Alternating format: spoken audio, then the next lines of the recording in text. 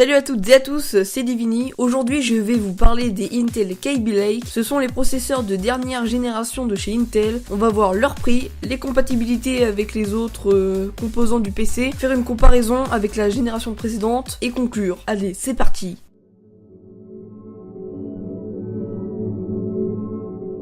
Donc, il faut déjà savoir que les Intel Kaby Lake ont été annoncés en août 2016 et commercialisés le 5 janvier 2017, donc en même temps que le ou la CES à Las Vegas. Intel est une marque de processeurs et qui fait d'autres choses comme des mini-ordinateurs. Leur seul rivaux est AMD qui est un peu à la traîne par rapport à Intel depuis quelques années. Les Kaby Lake sont les processeurs de 7ème génération d'Intel, donc il faut aussi savoir qu'il y a eu d'autres générations avant. Bon là j'en ai que 4 ou 5 entre les deux. Donc avant les Kaby Lake il y avait les Skylake, et puis avant il y avait les Ashwell, les Broadwell et les Ivy Bridge. Bon, je ne vais pas vous parler de tous les processeurs Skylake et Kaby Lake, mais juste d'un i3, i5 et un i7, juste pour vous montrer les exemples.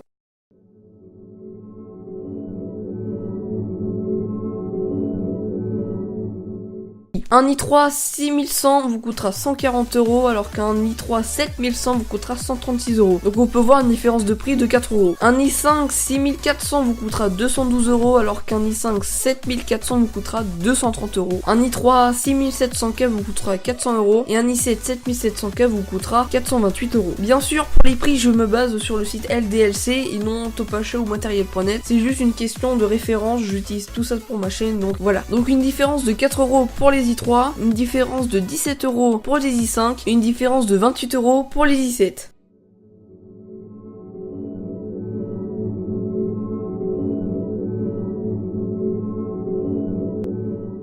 Nous allons entrer dans la compatibilité. Pour la dernière génération de processeurs, nous devions juste avoir un socket 1151 sur notre carte mère, alors qu'avant c'était le 1150. Je ne vais pas vous expliquer ce qu'est le 1151 ou le 1150, d'autres youtubeurs l'ont déjà fait, je vous laisse chercher un peu, c'est facile à trouver. Pour les Kaby Lake, nous devons avoir un socket 1151. Si nous avons Windows ou que nous voulons installer Windows, nous devons avoir Windows 10 minimum. Si la carte mère est une de série 100, Z 170, H 170 ou B 150, il y aura des incompatibilités, sauf si vous faites une mise à jour du BIOS.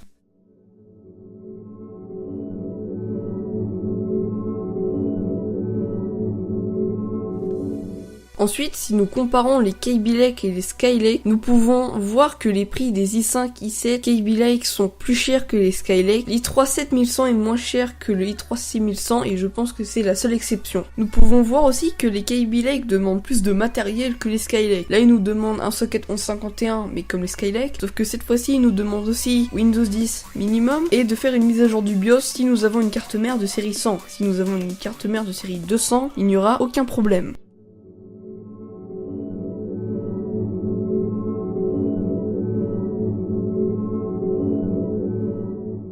Et pour conclure, malheureusement, de nombreux points négatifs pour les Kaby Lake, mais ils se débrouillent. Déjà pour les Kaby Lake, il faut avoir Windows 10 minimum, et je trouve ça dommage de nous obliger à migrer vers Windows 10 si nous avons le 7, le 8 ou 8.1. Le socket est le même que les Skylake, donc si vous passez de Skylake à Kaby Lake, vous n'aurez pas de problème. Donc si vous ne voulez pas changer votre Skylake, ce n'est pas grave, il n'y a presque aucune différence entre les deux, donc si vous en foutez un peu de passer à autre chose, ce n'est pas grave. Ensuite, le fait que nous devions faire une mise à jour si nous avons une carte mère de série 100, je trouve ça dommage car ils auraient pu optimiser ça quand même pour la sortie des processeurs. Parce que faire une mise à jour du BIOS, parce que le processeur bug avec la carte mère, je trouve ça bof. Donc, si vous allez acheter un nouveau PC, je vous conseille de prendre une série 200 car il n'y aura pas de mise à jour à faire, il n'y aura rien à faire. Donc par exemple les Z270, moi c'est ce que j'ai fait. Et normalement je n'aurai pas de problème avec tout ce qui est mise à jour. Les nouveaux processeurs, donc les Kaby Lake, sont optimisés pour la VR, donc c'est écrit sur la boîte, etc. Du i5 et du i7, pas sur le i3, donc ils sont optimisés pour la VR, mais avec un Skylake vous pourrez quand même faire de la VR, donc ça va pas changer grand chose. L'important pour faire de la VR, c'est au moins d'avoir un i5, n'importe lequel, bon, 4-5ème génération minimum, et puis d'avoir une bonne carte graphique, et puis d'un casque de VR. Voilà, donc c'était tout, j'espère que la chaîne communautaire d'AdwareFR m'aura upload, si c'est pas le cas, bah dommage. N'hésitez pas à liker, commenter, partager, et moi je vous dis à la prochaine pour de prochaines vidéos. Bye.